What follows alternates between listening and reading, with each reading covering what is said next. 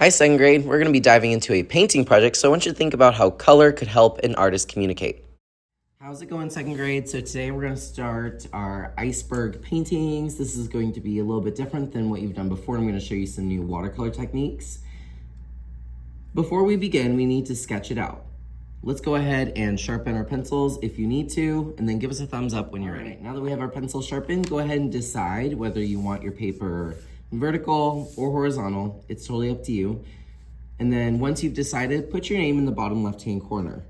My name is Mr. Bofield, so please do not write Mr. Bofield, and then also write our class code. I will pause the video now and help you with your class code if you need it. Okay, so the very first thing whenever we're creating a landscape or a seascape or an oceanscape or an icebergscape is you always want to start with raise your hand if you know, the horizon. So this will tell me not where the sky meets the land this time, but where the sky meets the water.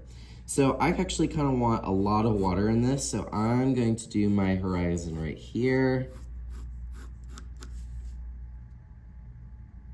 But go ahead and give us a thumbs up when you're ready. All right, now you want to think about the icebergs. Icebergs are very irregular. They're organic shapes because they're in nature.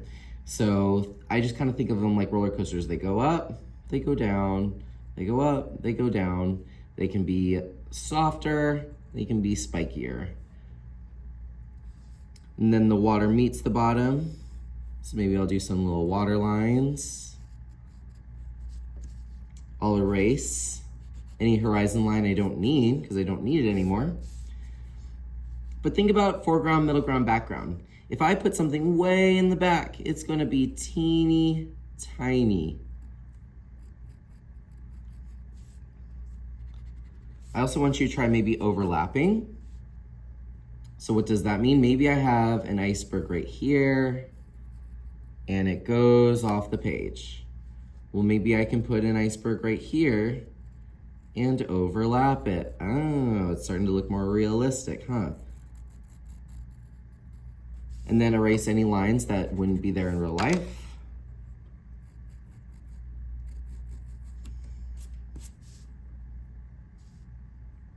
And so you can see things get smaller as they get farther away.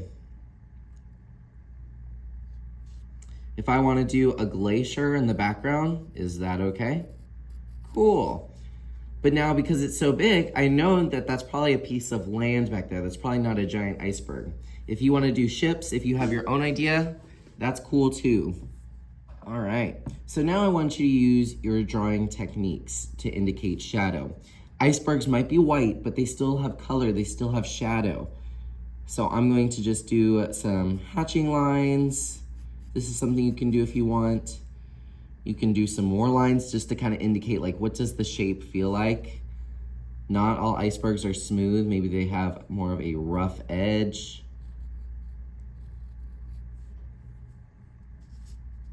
I'm gonna add some more shadow here. What is the texture of the water? Water is not always flat, especially if there's icebergs. Then there's probably a lot of wavy lines. Maybe there's ripples because the iceberg's just kind of sitting there bobbing around. If you didn't know, there's 3 different types of Sharpies. We have Ultra Fine, we have Fine Freddy, and then we have Big Bertha. So you can use these to get line quality. Line quality means different sizes of line that makes it more interesting. So of course, for my shadow, I'm gonna use this little fine point Sharpie. And then I can take my eraser and erase any lines I don't need. But maybe I really want your eye to go to these icebergs. So maybe on one side, I do the Big Bertha Sharpie.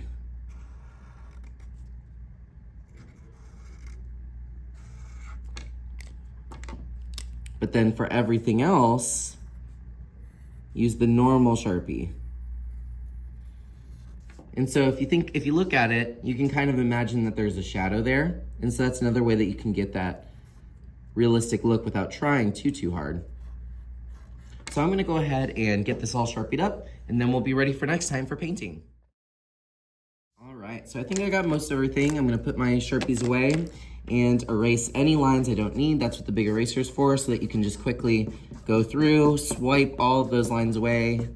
Doesn't take any time at all. Here's some other things to think about. This time, what color do you want the sky to be? It does not have to be blue. Skies can be purple, skies can be like sunset, warm colors, maybe it's a night sky, totally up to you.